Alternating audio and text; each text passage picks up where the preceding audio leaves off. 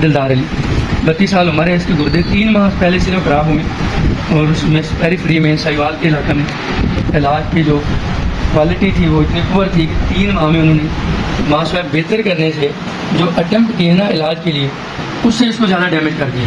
ये चूल्हा बंद कर दिया, ये बंद कर दिया लगा के, क्योंकि इसकी सेहत पर तवज्जो नहीं देगी। प्रोसीजर से प्रोसीजर करते गए, ये भी लाइन नहीं चलती, इससे भी डायलिसिस नहीं होता। इसके अंदर भी रगों मेन रगों पे सूजन आ गई है।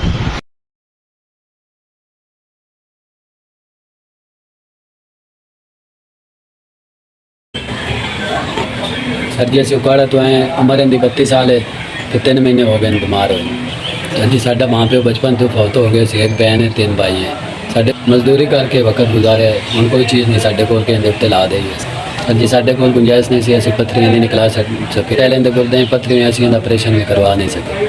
असीं उन्हें अचानक चेक करवाया, उन्हें कहा कि इहदे गुर्दे फेल हो गए दोनों ही। ये मेरा भरा है वड्डा, पवां की जगह तो इन्हें तो बगैर साडा सहारा भी कोई नहीं। इनका एक कोई बच्चा है, इनकी घर वाली है साडी मासी। जाते सी 2 घंटा 1.5 रख के इंजैक्शन लाते थे। जिना हॉस्पिटल गए सी, डॉक्टर साहब ने बोलिया कि लेके जाओ उत्थे जा खवारी हो जाए। डॉक्टर साहब ने लैंड पाई, सानू ये भी नहीं पता कि उनकी मसला है। डायलिसिस भी नहीं हो रहे, 1 घंटा चलती फिर ऑफ हो जाती। एक तो लैंड पाई है वो भी बंद हो जाती, साहिवाल वाली ऑफ हो जाती। इसी बड़े मजबूर है, मेरे बिरा की मदद की जाए कि इनकी जान बच जाए।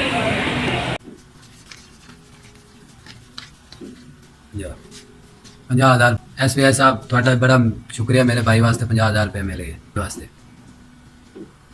डॉक्टर साहब की मेहरबानी, कसोला भी बना दिता, लैन भी पा दी, बड़ा औखा बनाया डॉक्टर साहब की मेहरबानी।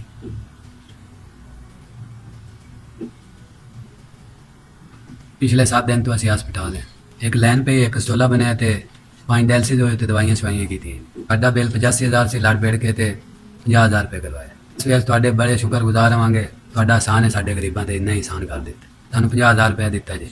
इस वजह अल्लाह ताला थोड़े बच्चों की जिंदगी इस तो ज़्यादा करे, थोड़ी बड़ी मेहरबानी है। इस वजह साहब दिल 50,000 रुपये मिल गए।